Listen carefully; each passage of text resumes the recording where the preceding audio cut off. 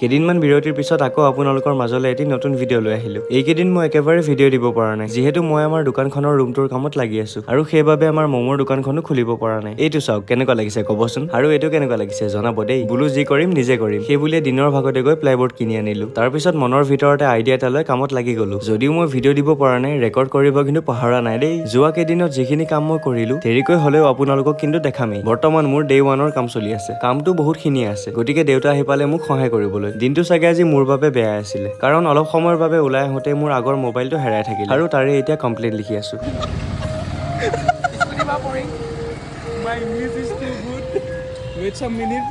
কোনোবাই যদি Redmi Note 10 Pro Max এটা পাইছে কোলা ৰঙৰ, প্লিজ জনাব। হ'বলগীয়াটো হৈ গ'ল, এতিয়া মই আহি আকৌ কামত লাগি গলো। বোলো যিমানখিনি পাৰো কৰিয়ে লৈ যাওক। মনটো বাৰু বেয়া লাগি আছিল, হ'লেও কামখিনি নকৰাকৈ থাকিবতো নোৱাৰো, গতিকে আজি ৰাতি দেৰি হ'লেও বোলো ভবা কামটো কৰিয়ে যাম। অৱশেষত পাৰিলো দিয়ক। ভিডিঅ'টো চাই কেনেকুৱা পালে নিশ্চয় জনাব। Bye bye.